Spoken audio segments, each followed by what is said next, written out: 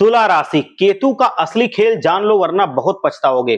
तुला राशि, अब केतु का वास्तविक खेल सामने आएगा।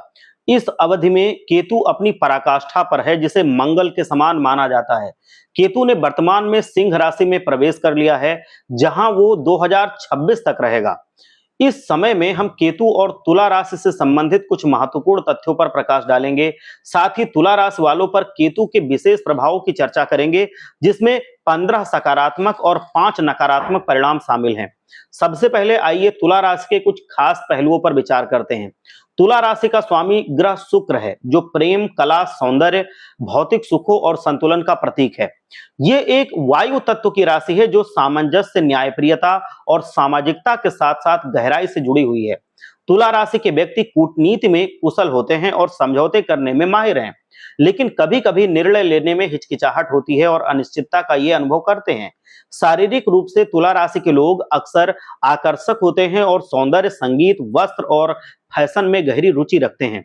भले ही उनकी व्यक्तिगत परिस्थितियां कैसी भी हों, यह राशि चक्र की 7वीं राशि है और इसका विवाह, साझेदारी, न्याय और संतुलन के क्षेत्र में गहरा संबंध होता है। अब हम बात करते हैं केतु की। केतु एक रहस्यमयी ग्रह है, जो वैराग्य, मोक्ष, गहन अनुभव और कर्मों के फल का प्रतीक है। ये मूल रूप से एक शक्तिशाली ऊर्जा है, जो भौतिक दुनिया से ऊपर उठने की प्रेरणा देती है। जिन व्यक्तियों का केतु प्रबल होता है, वह अक्सर सांसारिक सुखों से विरक्त होकर आध्यात्मिक और निस्वार्थ मार्ग अपनाते हैं, जैसे कि गौतम बुद्ध और नरेंद्र मोदी इनके उदाहरण हैं। केतु जहां भी स्थित होता है, उस क्षेत्र में मानसिक अलगाव या विरक्ति का भाव आता है। उदाहरण के लिए, यदि केतु कुंडली के 4थे भाव में है, तो ये मां से कम लगाव हो जाता है इनका। यदि उन्हें स्वास्थ्य संबंधित समस्याएं हो सकती हैं। 5वें भाव में केतु है तो संतान से दूरी या उनके स्वास्थ्य को प्रभावित कर सकता है, जबकि 7वें भाव में केतु है तो ये जीवन साथी से विवाद या अलगाव का कारण बन सकता है। केतु संशय या भ्रम भी दे सकता है, लेकिन ये किसी विषय से गहन जुड़ाव भी करवाता है। केतु की दृष्टि 5वें, 7वें और 9वें भाव पर पड़ती है।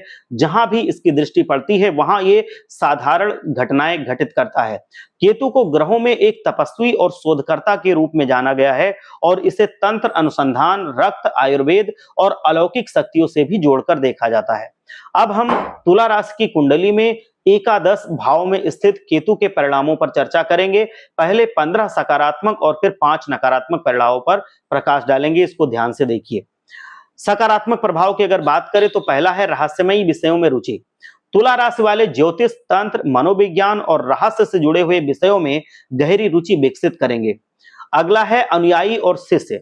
एकादश भाव के सामाजिक प्रभाव के कारण आपको अनुयायी या शिष्य मिल सकते हैं और कुछ लोग आपको अपना गुरु मान सकते हैं। अगला है अचानक लाभ। निवेश, जुआ या बीमा जैसे क्षेत्रों में आपको आय के स्रोत बन सकते हैं और इन क्षेत्रों में आपकी रुचि बढ़ सकती है। अगला है कुशल रणनीतिकार। केतु आपको एक चतुर रणनीतिकार बनाएगा। साहसी और कूटनीतिज्ञता है, ये आप में भर देगा केतु। और केतु की 3य भाव पर दृष्टि है और आप में साहस और कूटनीति दोनों भर जाएंगे। अगला है मौलिक लेखन और संवाद। आपकी बातों में रहस्य और आध्यात्मिकता की गहराई दिखाई देगी, जिससे लेखन और संवाद में आपकी मौलिकता आएगी। अगला है नए मित्र। आपको रहस्यमयी, आध्यात्मिक और गूढ़ ज्ञान वाले लोगों से जुड़ने और अपनी मित्र मंडली बढ़ाने का सुअवसर मिलेगा। अगला है पुराने कर्मों का उदय। एकादश भाव में केतु आपके पिछले जन्म के पुण्य और पाप के परिणाम लेकर के आएगा। अगला है ध्यान और तप में सफलता। केतु ध्यान और तप का प्रतीक है और इस अवधि में आपको ध्यान या मौन साधना में सफलता मिल सकती है। अगला है वैराग्य के बीज। धन और मित्रों के बीच होते हुए आपके भीतर ये सारी चीजें निर्मित हो जाएंगी, मतलब आपके जीवन में वैराग्य महसूस होगा। आप धन में रहेंगे, मित्रों के बीच में भी रहेंगे, लेकिन भौतिक चीजों के प्रति आप आकर्षित नहीं होंगे। आप अध्यात्म के प्रति, वैराग्य के प्रति आकर्षित होंगे। अगला है अलौकिक अनुभव। सपनों, चिंतन या गहन ध्यान में आपको रहस्यमयी अनुभव हो सकते हैं। अगला है न्यायिक मामलों में अंतर्दृष्टि। आप किसी भी विवाद को संतुलन के साथ सुलझाने में अत्यधिक कुशल व्यक्ति के रूप में जाने जाएंगे। अगला है अप्रत्याशित जीत। आप बिना किसी विशेष प्रतिस्पर्धा के भी विजयी हो सकते हैं। अगला है रहस्यमयी मित्र और सहायक। आपके साथ रहस्यमय या अद्भुत प्रतिभा वाले लोग जुड़ सकते हैं। अगला है सामाजिक पहचान। समाज में आपकी एक आध्यात्मिक या विशेष पहचान बनेगी और आपकी वाणी में गहराई व मौन का प्रभाव दिखाई देगा। अगला है नकारात्मक प्रभाव। अब नकारात्मक प्रभाव पे थोड़ा गौर कीजिए। मित्रों से धोखा। मित्र अचानक आपको धोखा दे सकते हैं या गायब हो सकते हैं, इसलिए दोस्तों से सावधान रहें। अगला है धन प्रवाह में बाधा। केतु अप्रत्याशित तरीके से धन की स्थिति को बिगाड़ सकता है, जिससे अनावश्यक खर्च या लेन देन बढ़ सकते हैं। अगला है संबंधों में विरक्ति। पंचम और सप्तम भाव पर दृष्टियों के कारण प्रेम, संतान और वैवाहिक जीवन में कुछ उदासीनता देखी जाएगी।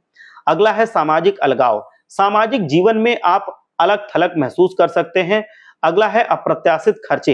बिना किसी स्पष्ट कारण या गुप्त कारणों से अनावश्यक खर्चे देखने को मिलेंगे।